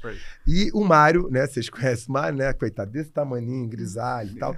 Então, a gente sempre... Uma das coisas que protegeu a gente quando a gente estava quebrado, lá atrás, no maior estresse, foi um sacanear o outro o tempo todo. Então, a gente tem na nossa cultura a brincadeira. Né? Levar a brincadeira numa coisa séria, mas pra aprender, mas pra ter uma coisa mais leve. Pô, isso é muito legal. Porque a gente sempre teve muitos também, né? Sim. Muito. Isso faz muita diferença, né, cara? Muita. Só que aí, quando vocês são muito amigos, que é o caso de vocês, e a gente também, então, você vai na ferida, né? É brincadeira, mas tu vai ali, né? Tu quer matar teu sócio, mas tu vai ali na ferida, né? Senão não tem graça. E aí a gente descobriu, através do franqueado, que tinha um stand-up esculhambando a gente, stand-up comedy aqui em São Paulo, esculhambando a gente. Sacaneando, espoleta, filha de espoleta, não sei o quê. Falei, pô, vamos levar pra convenção, né? Esses caras têm que esculhambar a gente pra todo mundo rir disso, né, cara? E aí levamos o cara pra lá, eu comecei a contar isso pros caras no Baixo da repente assim, não sei o quê, papá. E, cara, o que a gente queria aqui era chamar esse vídeo de espoleto, né? E botar 2 slidezinhos no final. É assim, ó, isso nunca deveria acontecer no espoleto. Aí o segundo slide. Mas se isso acontecer, por favor, sosespoleto.com.br. Era um e-mail. Era um e-mail. E aí os caras foram pro YouTube, né? Adoraram a ideia e foram pro YouTube. Vamos chamar, tá, não sei o quê. Aí o YouTube falou, olha, para fazer essa mudança é 450 mil. Aí os caras falaram, pô, peraí. Eu acho que a gente não falou de botar o nome espoleto. Chamava um outro nome. Não, a gente falou, eles caras estão fazendo diferente. Eles pegaram no canal deles, chamaram de espoleto e botaram os 2 slides lá. E aí o que aconteceu? A gente tinha sido a primeira empresa a brincar com você próprio em larga escala. Você vê a TIM, que tinha feito aquele todo azul, Sim. né? Aquela cancelamento da TIM que não consegue. A TIM tinha sido 3 semanas ou 4 semanas antes. Esse da Judite, né? Da Judite, exatamente. Os caras cancelaram contratos de coisas que eles tinham, foram para um juiz. Quem contratou vocês? Foi a Vivo? Quem foi que foi? Achando que os caras estavam fazendo contra eles, entendeu? Eles não entenderam. Tipo, eles achavam que a gente ia com advogado Baixo Gávea. Entendeu? E aí... É impressionante. Aí você surpreendeu eles pra caramba e trouxe pro jogo. E aí eles falaram, pô, mas beleza, então vamos fazer assim, vamos fazer um segundo. E aí que a coisa explode. Que a gente faz o segundo, que era o cara, a gente demitindo o cara, e aí ele vai para ele sensorista, não sei o quê, e explodiu. E o que foi interessantíssimo pra gente é que a gente entrou num público que não era cliente nosso. Ah, mas vocês ganharam mais dinheiro por causa disso, venderam mais por causa disso, não tenho a menor ideia. Mas a gente atraiu no ano seguinte, cara. A gente tem, sei lá, 30, 40 estagiários por ano, e a gente sempre conversa com eles. Eu sempre pergunto, por que você veio trabalhar aqui? 50% tinha vindo por causa do Porta dos Fundos. Que animal. E olha que interessante, por causa do Porta dos Fundos, a gente tinha falado com 3 agências de marketing, 3 agências digitais, 3 assessorias de imprensa. Todo mundo que a gente falava era contra a gente fazer. A favor, na empresa, todo mundo era contra. Só quem era a favor era eu, Mário, o Tom, que é o CEO da empresa, nosso principal sócio. O resto, todo mundo era contra. A gente viu, caramba, ninguém sabe o que está acontecendo na prática, entendeu? Foi um sucesso. A gente ganhou, foi o 2º melhor campanha do ano do Brasil, gastando nada, que ele foi preço de custo de rodar o 2º vídeo. Sim. E, cara, a gente atraiu gente pra caramba pra trabalhar com a gente, montou uma house, então hoje a gente tem house, faz de tudo que a gente faz é através da gente mesmo, por causa desse aprendizado. Então, cultura, uma nova maneira de enxergar o marketing, tudo foi por causa dessa historinha. Legal. Animal. A pergunta que eu ia fazer é o seguinte, o Spoleto, né, ele trabalha com muitos profissionais, que as pessoas usam a palavra operacional, né, que são pessoas que vêm de condições, né, de educação e de renda, né, mais baixa e etc. Eu já tive a oportunidade de trabalhar com essas pessoas e eu sempre falo que é uma faca de 2 gumes, porque quando você consegue gerar um impacto para elas é incrível, né? Você muda a vida delas mesmo. É tipo uma sensação muito boa, né? Ao mesmo tempo traz todas as dificuldades que foram causadas, não por culpa delas, mas por elas terem crescido em condições de falta de educação e etc. Que culmina, às vezes, num turnover muito grande. Então essa é uma reclamação que eu escuto constante, em geral, de quem... Eu queria saber, assim, se vocês também passaram por esse tipo de problema e o que vocês aprenderam com isso, o que vocês podem passar de ensinamento, já que eu acho que muita gente que está nos ouvindo deve ter algum problema similar. Excelente pergunta. Eu vou voltar, então, 30 anos, né? Então, quando a gente começou, a gente queria ganhar dinheiro. A gente queria ganhar dinheiro. E esse era o foco. A gente não entendia que o dinheiro era a consequência até então. A gente achava que o dinheiro era a causa. Então, que a gente fazia? A gente controlava. Pô, eu nunca vou esquecer uma vez uma menina grávida que mentiu que estava grávida para entrar na empresa. E não que não pudesse entrar ou entrar, mas ela mentiu, né? E eu fiquei uma fera na época. Eu falei assim, cara, como que você mente pra gente? E a gente tem estabilidade de emprego, tem toda aquela história. Como é que você mente pra gente que você tava grávida, não sei o quê? Que você não tava, né? Não, que você tava grávida. E eu botei dentro da cara dela. E aí, olhando isso na época, eu achava que tava certíssimo. Sacou? Eu botava controle tudo. Por quê? Porque o foco não era as pessoas. O foco era ganhar dinheiro. Então, quando você fala isso, sou eu antes de aprender isso. Eu pensava igualzinho isso. Ah, é difícil pra caramba. Pô, tem dificuldade econômica. O custo, Brasil. É o problema do Brasil. Mas, na prática, é o seu problema como líder. É você que é o problema. Quantas vezes você já escutaram? Não, porque hoje em dia tá muito difícil contratar. Só que você falou isso ou ouviu há 10 anos, há 20 anos, há 30 anos, e vai ouvir daqui a 10 anos. É difícil contratar gente boa. E vai ser sempre. Porque todo mundo bom quer gente boa. Então, o que a gente aprendeu no Spoleto, e aí vai de contraponto a isso que você falou, que era como eu pensava antes, e como a gente quebrou pensando em ganhar dinheiro, a gente aprendeu alguma coisa. Acho que esse não é o caminho, né? Então vamos agora entender que o dinheiro é a consequência e o foco é nos nossos funcionários. E a gente falava, vamos desenvolver nossos funcionários, porque eles que fazem a magia com os clientes, independente de qual seja o negócio, né? Então, ali, eu convivendo ali com aquela galera dentro do Spoleto, eu fiquei assim no início, bem no início, eu estava o tempo todo nas lojas, e eu achava incrível que, como eu tinha conseguido mudar o mindset, eu comecei a aprender com eles também. Então, eu aprendia coisas magníficas, como, por exemplo, os caras ganhavam na época salário mínimo, e os caras eram felizes pra caramba, cara. Eles estavam construindo uma coisa com a gente, feliz pra caramba, ganhando salário mínimo, e o cara pegava 2 horas de trem pra chegar lá. Irmão, e os caras felizes pra caramba. Eu cheio de amigo rico pra caramba que precisava de remédio pra dormir.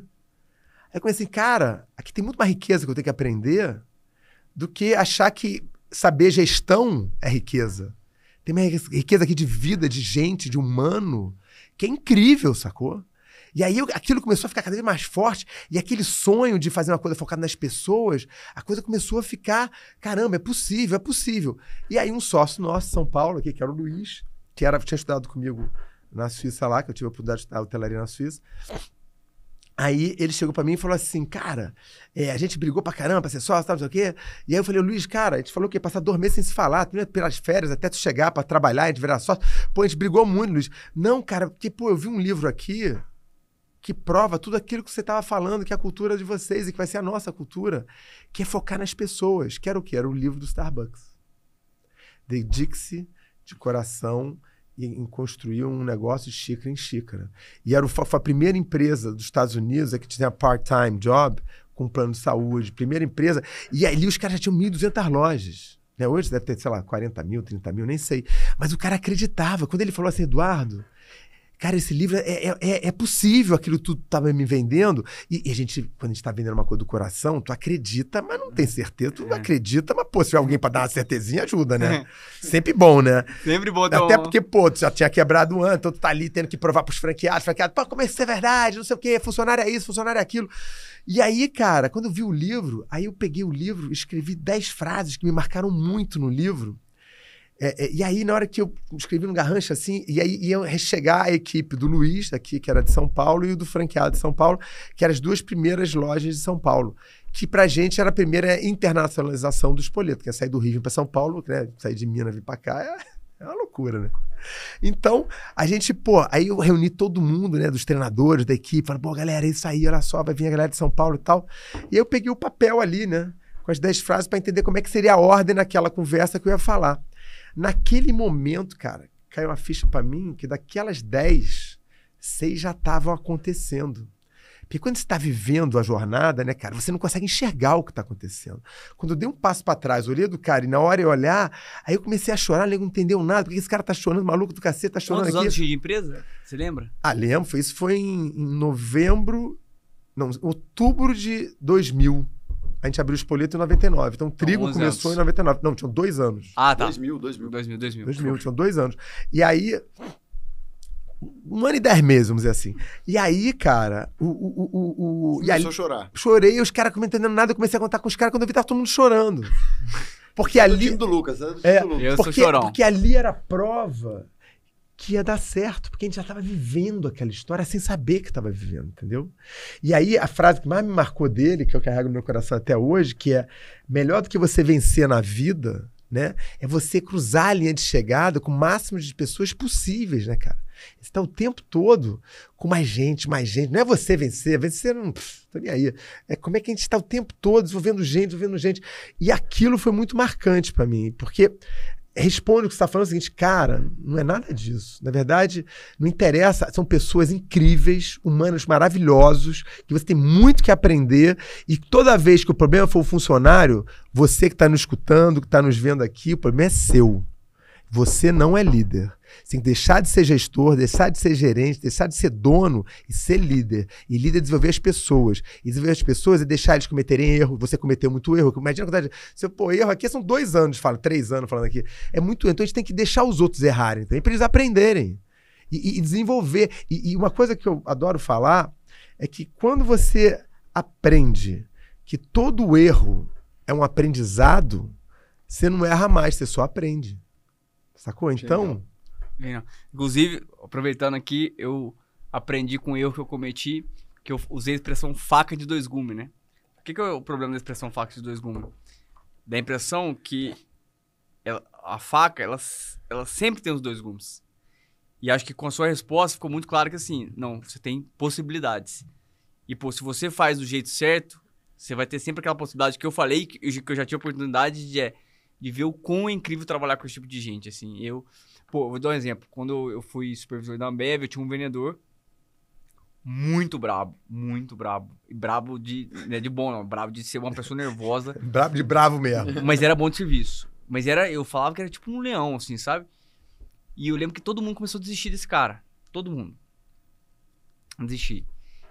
Eu não sei, ele parecia um pouco meu pai. Eu não sei se o fato dele parecia meu pai. Eu falei, eu não vou desistir desse cara, velho. Eu acho que é só uma questão de gastar um pouco mais de energia. Aí eu comecei a fazer rota com ele, né? Que é quando você sai com o vendedor pra ajudar ele. E fazendo rota. E ele era duro, ele era muito duro. Brasil. Ele era duro, cara, turrão.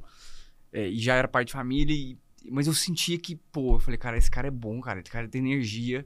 Eu só vou ajudar ele a canalizar, né? E aí fui. E o cara realmente, depois viramos, o cara entregou um resultado absurdo e tal. Mas qual que é a parte legal disso? Fui embora de Brasília, da Ambev. E esse cara sempre me agradece. Às vezes eu tô lá em casa do nada, telefone. Às vezes eu nem lembro o número, eu já troquei esse celular. Alô, ô Jefferson, só pra te falar.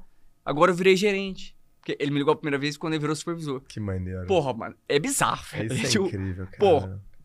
E aí, é isso. É uma galera que é muito grata, assim. Então, por quê? Porque, é como se... É poucas vezes que alguém vai pegar na mão delas. Então, quando acontece, é muito legal. Então, eu achei incrível o que você falou, porque é isso. Ó, empreendedores, tá na mão de vocês fazer dar certo e fazer o lado bom. Achei incrível. E, por exemplo, aquele dedo na cara da pobre da menina que tava grávida. Imagina se eu acolho ela naquela... Olha só, cara, você tá grávida. Fiquei chateado, não pode mentir. Mas, cara, tá grávida, seja bem-vindo aqui. essa mulher ia ser eternamente grata. Imagina, no momento que ela mais precisava do emprego, não sei o que, ela grávida, ia ser acolhida. Depois disso, o aprendizado foi tão grande que a gente não só tinha plano de saúde para todo mundo, como, irmão, o lugar mais fértil do mundo era o espoleto, trigo. Todo mundo entrava lá, tinha problema de gravidar, ficava grávida, grávida, pô, felicidade, todo mundo passou a ser o extremo oposto disso, cara. E acaba que a consequência disso, que o teu turnover, né, a troca de funcionário, é muito baixo. A gente é infinitamente mais baixo que o mercado. Mas assim, infinitamente mais baixo. Que lição. Ou essa... Aí, ó, se eu falar, esse podcast tá ficando bom demais. Tá demais, tá demais. O ruim é que nós já estamos quase chegando aqui na reta final, né? E sério? Não é já possível. estamos, cara. Passou muito O tempo rápido. vai passando e a gente nem vê, né? E aí, sempre, geralmente, a gente fica com uma última pergunta aqui pro final, né? Você já tem a sua aí? Eu posso seguir? Não, eu tem tô nada... triste. A pior... O quê? Eu tô triste, tá acabando. A gente vai ter que continuar esse papo depois offline, né? Esse que é o problema, né? A gente nunca para. Pô. Aí a galera que tá assistindo que tá triste agora. Vamos ter que dar um jeito de compartilhar, então, os ensinamentos. Faz depois. a série da Netflix. Pronto, acabou, pronto. Eu acho que a gente falou... Eu conheço pouco do que virou a parte de fundraising ou de captação de investimento, porque é muito diferente de uma empresa de tecnologia, né? Muito diferente. Como que foi esse fundraising para vocês construírem um negócio desse tamanho, dado que é diferente, e os aprendizados nesse processo, o que você faria diferente? Porque a gente falou muito sobre, em outros episódios, a gente falou muito sobre os aprendizados na parte de venture capital, né, de captação. Eu queria ter os seus também. E depois disso, eu quero falar sobre M&A, né? Que vocês passaram por uma transação. E eu queria saber os pepinos que deram na hora dessa negociação sair, assim. Então, vamos lá. Vou passar por alguns, né? Então, vamos lá. Primeiro, cara, pergunta? Fundraising. Financiamento, né? Então, a gente acabou que, como o nosso negócio era franquia, e a gente era de uma época, né, que não tinha isso, né? Ou era emprestado, caríssimo, ou era amigo e família que emprestava, não investia, não tinha essa coisa muito de investir, ou não tinha parada. Até que não existia isso. Não existia o ecossistema de investidor, série C, de pré-seed, A, B, não existia isso. Entendeu? Então, até que a gente tinha que arrumar a taxa... Lembra, o fundo... Como é que a gente financiava? Arrumando a criatividade, pegar lá o ponto, que tinha que pagar 250, não, me dá aqui 180. Então, a gente foi meio que assim. E franquia tem, obviamente, uma das vantagens, mas não é longe de ser a principal, é que o franqueado investe, né, por você. Então, acaba que a gente, nas lojas de franquia, a gente já chegou a ter 40 e poucas lojas, mas a gente fazia com financiamento BNDES, entendeu? A gente não tinha esse ecossistema de investimento, entendeu? Não existia isso. Dois principais, franquia, então, e financiamento. BNDES, financiamento, mas principalmente quando a gente começou a ter loja própria foi com o BNDES, que a gente conseguiu, caramba, e aí começamos a cometer erro. Fomos para Belo Horizonte, Brasília e Recife, abrindo um mês em cada loja. Hiper facinho de abrir, né? Quer dizer, uma lojinha que vende pouquinho, que é o Espoleto, em Belo Horizonte, que é um mercado hiper fácil, aí depois em Recife e Brasília. Perdemos dia nas 3, transformamos tudo em franquia depois, que funcionou, e a Nara, que é a franqueada lá de Belo Horizonte, que arrebenta. Então, então o fundraising da gente foi assim, tá? Na parte de M&A, a gente, né, a Domino's, você perguntou, né? A gente foi o quarto master franqueado da Domino's aqui. Então, a gente teve uma compra lá que foi meio que o cara levava a gente pro México e a gente fazia aqui. Mas foi uma coisa mais simples e tal, não sei o quê, e foi. O Cone também tinha 8 lojas só. Então, era uma coisa mais simples. A venda da Domino's foi muito interessante. Porque você vendeu de volta pro grupo... Aí já estamos já com 700 restaurantes na época. 700 Domino's aqui no Brasil? Não. Todos juntos, tá? Era 350 de Espoleto. 700 Domino's, eu falei, gente... Não, era 250 Domino's na época. E a gente tinha mais o restante de Cone e outra coisa. E gourmet e tal. E aí, a gente... Quando foi vender, eles falaram assim, não, a gente queria vender a Domino's, tá? Por quê? Porque a gente tinha 50 anos e eu e Mário, a gente não tinha liquidez de 2 meses da nossa vida. 2. Mas não tinha nem debaixo do tapete, na gaveta, não tinha nada, era all-in. Porque como a gente quebrou tirando muito dinheiro da empresa, A gente resolveu não tirar só o suficiente para viver, por termo oposto.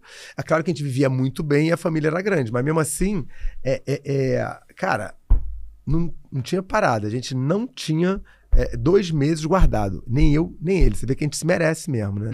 Aquela coisa de sócio que se merece. Nenhum dos dois tinha. All in, all in, all in.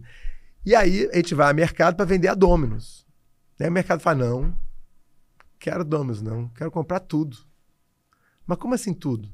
Não, trigo todo, gourmet, quero comprar tudo. Mas a gente só quer vender a Domino's. Não, e botaram assim, cara, centenas de milhões de reais em cima da mesa. E aí a gente chegou assim, e aí? Olha que presente que a vida deu pra gente, né? Que é assim, e aí? Vai ficar milionário por 3 gerações, imagina, nessa época a gente tinha 88% da companhia. Ou vai ficar com seu propósito, democratizar a boa culinária, seus valores, né? Família, hombridade, liberdade, confiança e felicidade. Pô, e aí tu tinha aquela montanha de dinheiro ali, né? E aí isso aqui é aquela montanha ali. Aí, cara, eu vendo o aniversário do meu filho, vendo ele pegar onda ali, eu olhei, quer saber, meu irmão? Eu estava muito feliz, porque quando eu tinha voltado dos Estados Unidos, pela primeira vez eu estava aprendendo muito com o time. Até então eu ensinava muito. De repente a galera evoluiu, o Tom evoluiu, a diretoria toda evoluiu, a galera toda evoluiu. Quando eu e Mário saímos, e eles viraram os gestores do negócio, e eu voltei assim, meio conselheiro ativo, assim, eu falei, caramba, meu, tô aprendendo muita coisa aqui, me diverti, eu me reconectei. Quando eu fui para os Estados Unidos, como é nada lá, a gente era nada lá, eu me reconectei com negócio restaurante. Deixei de ser empresário. E comecei a gostar de restaurante de novo, um negocinho lá, vai lá, cliente, funcionário e tal. E aí eu falei, pô, quer saber, cara? Eu tenho uma família maravilhosa, sou casado há 22 anos com uma mulher que eu amo, sou doido por ela, meus filhos, estou com saúde. Porra, eu todo dia acordo com um propósito. Quer saber? Não vou vender. Não vou vender. Aí isso era domingo, liguei pro Mário, falei, Mário, contei isso pra ele. Ele ficou em silêncio. Deixa eu pensar. Aí deu 2 dias, ele, vender porra nenhuma. Pô, vai pra porra, um caceta, não sei o quê, vamos pra porrada, é isso aí, isso com 2, não tinha 2 meses dos gastos guardados. Isso 51 e 52 anos. Aí eu, 50, 51. Aí eu falei assim, caraca, vambora. A gente falou, pô, e se a gente tentar fazer os 2? E se ficar milionário? E também se divertir, né? E aí chegou a conclusão que o último que estava na ponta, que é a 20, que é um fundo maravilhoso, e que eles já tinham feito o Burger King, né? E tinham feito um case maravilhoso. A gente falou, cara, eles acham que entende restaurante, a gente também acha que entende restaurante, e as culturas são muito diferentes, nenhuma melhor ou pior, é só simplesmente diferente. Então não vai dar certo. E aí a gente foi para uma reunião para falar isso, depois de 9, 10 meses negociando com eles. Aí chegamos lá e falamos tudo. O cara, tá maluco, meu irmão, tá maravilhoso, é muito dinheiro investir nesse negócio, não tá. Eu falei, meu irmão, não vai rolar, cara, não vai rolar por isso. Aí, pô, tá maluco. Bom, saímos da sala, estamos na porta, metade tinha saído já. Aí o Cadu, que é o sócio, gente boa pra caramba, chegou e falou assim, mas me diz uma coisa, posso fazer a última pergunta? Claro, Cadu, o que você quer? Vocês venderiam só a Domino's? Ah, meu irmão, quando ele falou aquilo... Só pode estar de sacanagem, né, Cadu? Aí o tempo parou, foi igual naquele filme do Will Smith, né? Porra! Aquele momento se chama felicidade. Pô, mas como é que você quer ver? Como assim só a Domino's? Porra, cara, eu só te fiz a pergunta, cara, desculpa. Mas no fundo... Porra, meu irmão, 1 ano quase sem dormir, 2 terapias por semana, é claro que a gente quer vender a Domino's. Então foi maravilhoso, porque a vida deu esse presente pra gente, e a gente decidiu de não vender, e acabou gerando liquidez. O que foi incrível pro ciclo como um todo, porque aí todos os executivos também geraram liquidez, todo mundo gerou liquidez, eu realizei o sonho da casa própria. Então, foi toda uma coisa muito legal. Entendeu? Então... E aí, o melhor dos mundos. Tá com um propósito, tá com um negócio bacana que você ama de trabalhar. E olha que interessante, eu tô em M&A. Aí, o Mário maluco do caceta, estamos naquele momento hiper tranquilo do Covid. Aí, em maio de 2020, vou repetir, maio, o Covid começou em março. 2 meses depois, o Mário me liga, Eduardo, não aguento mais, meu irmão, só sofrimento, só tristeza. A gente tem que voltar a sonhar, brother. A gente tem que voltar a sonhar. Porra, o que você acha de comprar o China Box? Aí eu falei assim, Mário... Cara, só você. Porque o Mário é aquele cara que tá sempre 5 anos na frente e eu tô contra ontem. Isso sempre foi o nosso encaixe, né? É ele lá na frente e eu contra ontem. E eu falei, meu irmão, só você que nessa pancadaria, essa loucura aqui, tu já tá enxergando uma luzinha, tá torcendo pra não ser o trem e fala, porra. Aí ele falou, meu irmão, é brilhante, porque é ataque e defesa. A gente não sabe se os shoppings vão estar abertos depois, 80% das nossas lojas é shopping center, e, porra, é a maior empresa de delivery do Brasil, e a gente já vinha conversando com eles há muitos anos, mas nunca tinha conseguido fazer. Pô, a hora é essa. Aí, pum, ligou pro Sadak. Aí o Sadak, pô, Marão, que é isso, Marão? Peraí, cara, me dá uns meses aí, cara, deixa eu pensar aqui, Marão. Estamos no meio da pancadaria. Aí, 2 meses depois que ele falou que é 60 dias e 1 minuto, ele, pá, liga. E aí, Sadak, vamos? E aí, olha que interessante. Que isso é muito bacana. Realmente eu acho incrível isso. Aí ficamos negociando com os caras um ano. E eles sempre falando, os advisors, não, porque tem outros 2 caras, tem os 2 caras. E, pô, negociar com o japonês, sabe como é que é, né? Tu não tem a menor ideia do que tá acontecendo, né? Tu olha pra cara, tu não entende nada. Tu não tem a menor ideia. Tem emoção, não tem... A gente não entendia nada, que tu não conseguia tirar nenhuma gota, nada. A gente não sabia o que vem de lá. E aí, no dia, cara, a gente chegou, a galera falou o seguinte... A gente mandou uma na Canela, aí da Canela a gente foi pro limite. Esse nosso limite é o limite que a gente vai, mais do que isso não tem a menor chance. Também vamos perder tempo? É isso, vocês querem? Se não quiser, também vambora. É isso. A gente daqui, não vamos mexer, isso aqui é o limite do limite, já estamos assim, no nosso limite.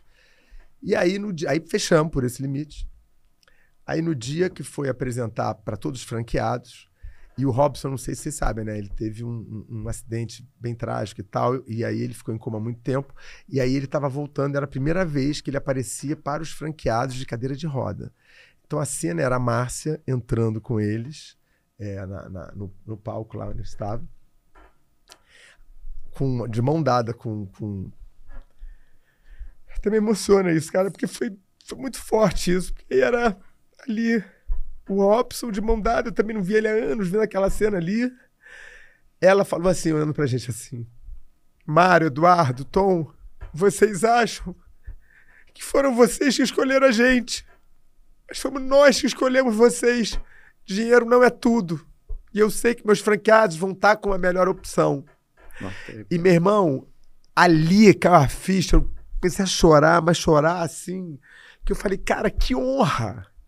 Que honra que é seguir esse legado dessa família, dessas pessoas que construíram durante 30 anos essa marca, que era o nosso bench quando a gente começou o Spoleto. Que começou de baixo também. Lá, muito de baixo. Eles abriram, o Charlie, que eu soube nesse dia, eles falando lá, no mesmo dia que a gente abriu nosso primeiro restaurante, mesmo mês, outubro de 92, foi quando eles abriram o primeiro restaurante, e era o Sadak que abriu no mês seguinte, e o Robson nesse mês. E eles eram sócios, os 2 melhores amigos. Eu e o Mário, melhores amigos, abrindo também o restaurante no mesmo mês, só que a diferença é que eles, era capa de revista com 5 anos e a gente estava quebrado. Então a diferença era só essa. E ele era o nosso exemplo, sacou? E de repente, naquele momento, a gente tinha a honra de estar com aquela parada. E depois a gente foi descobrir quem eram os outros 2 caras. Os 2 tinham mais dinheiro que a gente. Iam, obviamente, dar uma oferta maior do que a gente. Os outros 2 compradores. Tinha uma oferta maior do que a nossa na mesa. Eles optaram pela gente pelo propósito, pela cultura, pelo que a gente ia fazer para as pessoas. Que animal. Quer dizer, cultura e propósito ainda faz negócio melhor. Sacou? Nossa... Acho que eu acertei na minha última pergunta. Terminei aí, Lucas. Nossa, porra, cara, que isso. E eu sou chorão baralho. Porra. Tô até com calor agora. Enorme, deu calafrio. Porra. Ô, Edu, pra finalizar aqui, a missão, se eu me recordo bem, é democratizar a boa culinária, né? É, o nosso propósito. Vou segurar pra não chorar. A sua missão é democratizar a alegria, velho. A sua. Porque, cara, da hora que você chegou aqui até agora, que energia, né, velho? Porra, velho. É tipo, a vida é boa, sabe? Tipo, é isso, assim, sabe? É incrível, cara, incrível. Incrível, tô muito feliz e tipo, eu entendo, óbvio, a escolha deles, óbvio. Que, por vocês, né? E a minha última pergunta é, cara, qual é a dica, ou como você sugere para os empreendedores ter uma vida empreendedora que é difícil, que a gente já falou que é difícil, mas que seja alegre, que seja divertida. Então, pô, tenta passar um pouco aí desse conhecimento pra gente. Primeiro, obrigado. Você falou, pô. Obrigado. E foi interessante porque o Tom chegou pra mim no meio da convenção, os 2 no palco, a gente falou o propósito, ele falou assim, porra, Eduardo, gente tem que mudar isso aí, cara. Tem que ter alguma coisa de gente também, sabe? Porque a gente não é ruim com marca, a gente não é ruim com comida, com culinária. A gente é bom mesmo é com gente. Sacou? A gente é bom com gente, sacou? A gente realmente é bom.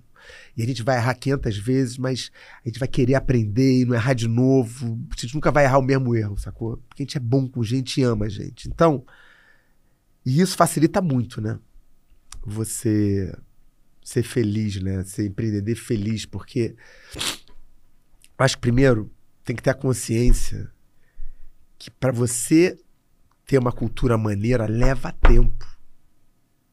Você pode ter uma empresa que saiu de 1 para 1 bilhão de dólares de valuation em 3, 4 anos, mas tua cultura não foi feita em 3, 4 anos. Tem uma porção de gente desalinhada, tem uma porção de gente que não tem nada a ver. Você contratou gente pra caramba, hiper rápido, que, porra, é impossível. Nem o super-homem, o melhor cara do mundo vai conseguir fazer isso. Então, é entender que a cultura leva tempo. Mas a cultura é um ser vivo.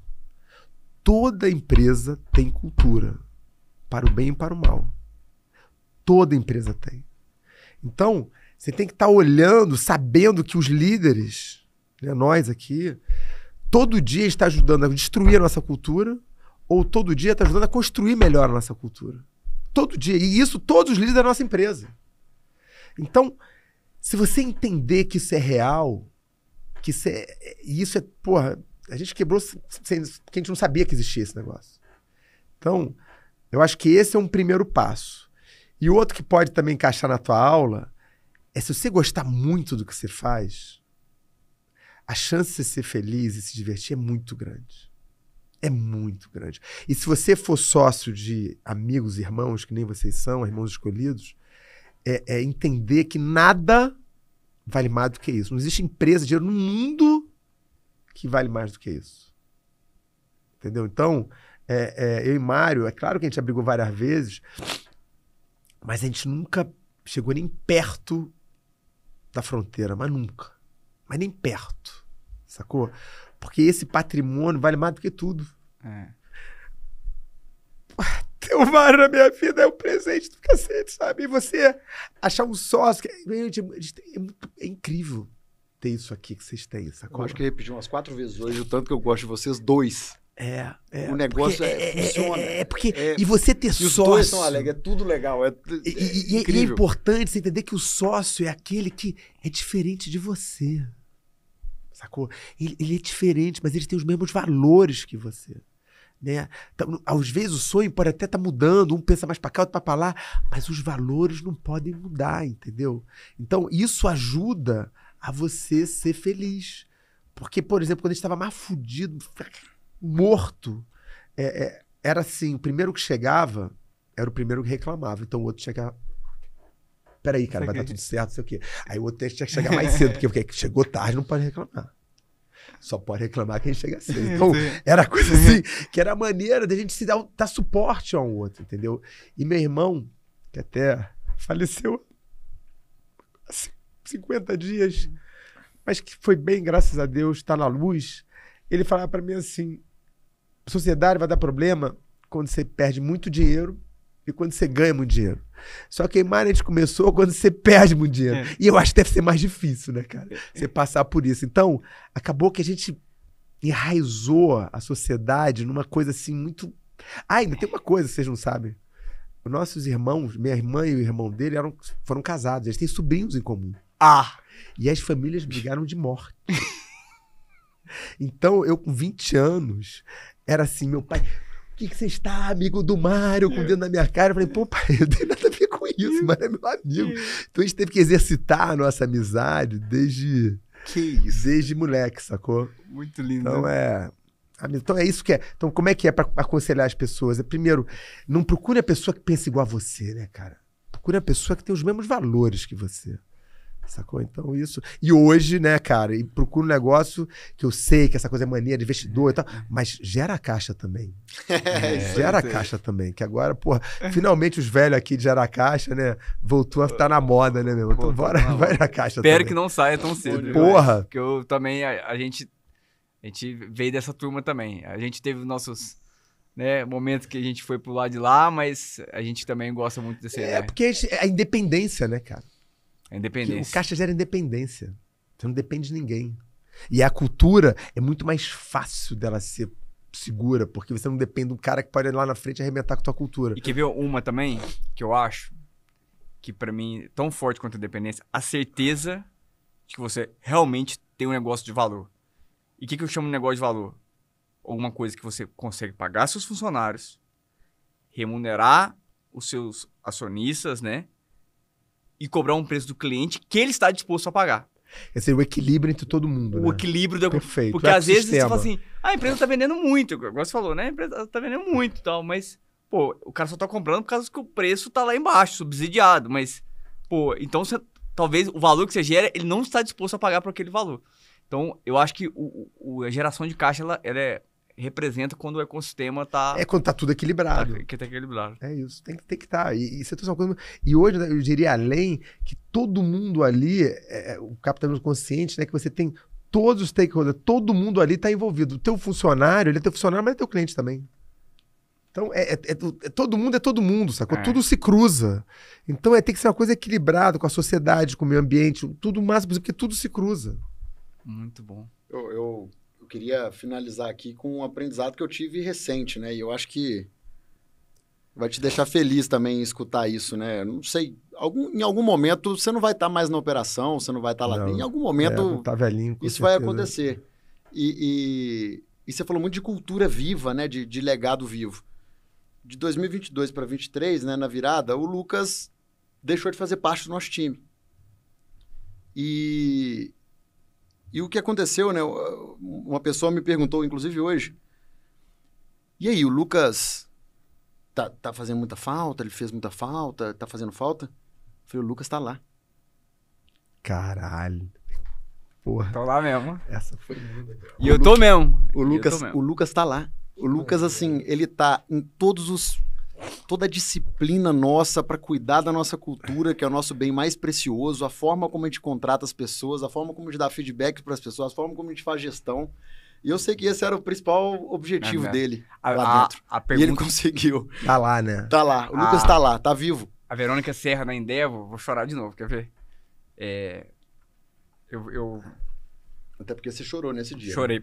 E a Verônica é a querida, né? Não foi no painel dele. No painel da Endeavor. Porque esse cara é o seguinte... você foi entrevistado por ela? Não, deixa eu te contar uma coisa. Foi. O Lucas foi o primeiro não founder a se tornar empreendedor Endeavor.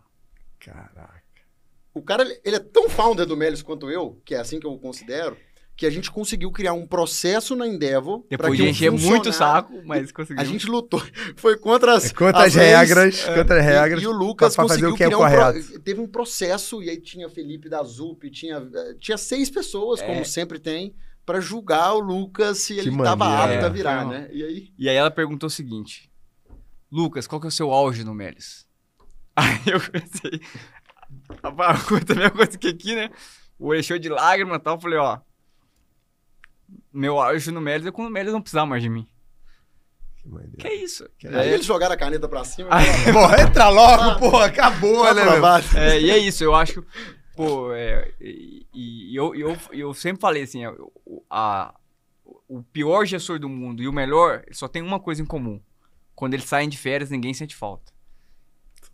Então, espero que eu seja bom, né? Que sair, tipo, porque é isso, pô. Cara, só gente incrível, maravilhosa, que, pô, ajudei a contratar, ajudei a formar e é muito louco, porque não é só que eu acho que eu não vou fazer falta, não. Eu tenho certeza que o Melios vai ficar melhor cada ano, como sempre foi. E é assim que tem que ser. E se não for assim, aí eu vou falar, putz, eu fui um bosta. Eu errei e tal. Mas eu tenho certeza, porque o time é maravilhoso. Pode ficar tranquilo, tá tinindo. Boa. Maneiro. Muito parabéns, bom. Parabéns. Obrigado, meu querido. Obrigado Valeu demais. Tamo junto já. Foi muito incrível. Nós vamos encontrar em breve. E gostou do conteúdo, né, gente? Compartilha, né? Porque manda para aquele empreendedor que tá em apuros, que tá passando dificuldade, e a gente só falou de muita dificuldade aqui hoje. E certamente esse empreendedor vai perceber que ele não tá sozinho nessa guerra, né? Estamos todos aqui juntos. E esse livro é seu, presente. Isso aqui, ó, é a coisa mais real do mundo. Acredita e passa. Boa. Não bom. desistir, ó. Não desistir. Boa. Valeu, pessoal. Valeu. Até mais. Obrigado.